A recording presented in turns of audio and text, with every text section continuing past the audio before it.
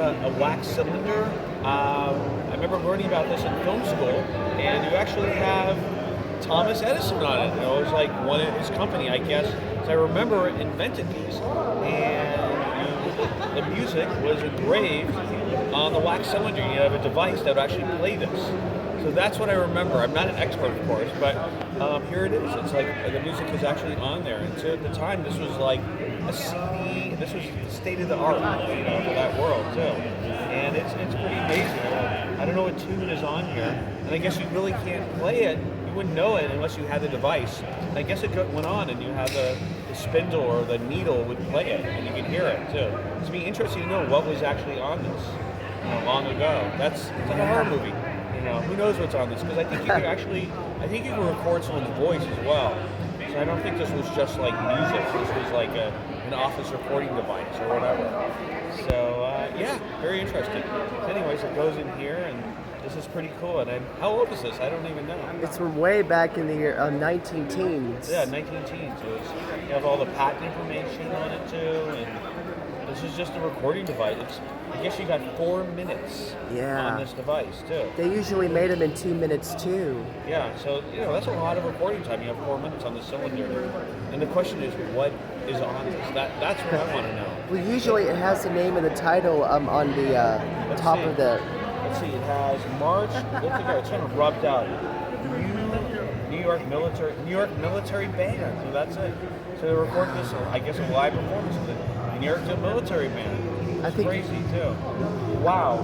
Here it is. Yeah, New York. I love that. Now there's even a device to play it on. I need to find one of those. I think you're really going to enjoy listening to it. Yeah. Then we have wow. You haven't seen a record That's like this in a while. Paul Whiteman and his orchestra.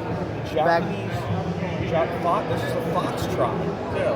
We all know the foxtrot from the 20s, so that was great. That was of the era too. And I believe that was one of his very first recordings too, in 1920. That's amazing too. In great condition. One of my relatives, my fifth cousin, is actually Al Jolson. I found out. Believe it or not. So Really? He sang "Mammy" and all those other things too. That's incredible. Yeah, they were like they did vaudeville and everything, and they were from. I think he was from originally from Lithuania, or his relatives were from Lithuania, and he would have been around at this time. He probably did the foxtrot. Al Jolson. I would have loved to hear that. Yeah. And you said your cousin was related to Al Jolson? No, my fifth cousin is Al Jolson. Oh my gosh. Yeah, so I'm a distant relative, Al Jolson too. So he was the committed performer and of the time too. He did all the Warner Brothers movies and everything. So I think that's my only other relative in the entertainment industry. Wow. So he would have listened to this, and that was of his period. I think they did the Jazz Singer in 1929 too. This came out probably early 20s, I'm guessing. So that's really cool. Thank you so much. This is awesome. This is really neat. You're very welcome, and I'm glad she loved the gift. Yeah.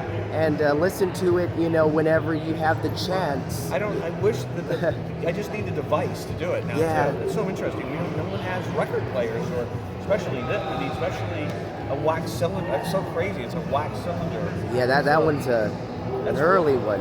Yeah, it's really neat. Yeah, the New York military band. Yeah, the earlier devices was the phonograph of the early days, and you would have to change your needle each time you play a record, because if you play it use the same needle, you wind up distorting the record. So I try to just. So do you have the record? Do you have something that can play this too? Well, unfortunately, I don't have the wax cylinder machine, but I have the phonograph to play that one on. Oh. And I'm able to listen to them, not every day, but. And I'm sure it has unique sound. Oh yes. You don't get any other time. It's not just analog. It's actually of the period too. It's really interesting. I'd have to say that the early sound quality sounded a lot more, like you were saying, unique. Their voices, because of the speed.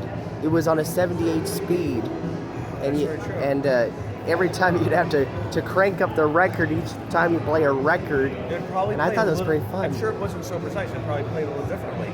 Just like when you're making a film, I know more about cinema. You have to hand crank, and you ran. I don't think they were even running at 24 frames. I think it was 18 frames a second. So it's a little bit different. Why people move differently. And if you're hand cranking, it's hard to keep that motion going. So you get that persistent vision, as they say. Wow. So yeah, this is it's interesting. I mean, and then you have the convergence of sound and this kind of thing with Vitaphone. My film school history lesson. The first talkies. Starting in 29 too. Damn. So yeah, this is so interesting. Yeah, it's just so cool. Wow, thank you so much. This is awesome. You're very welcome. Yeah.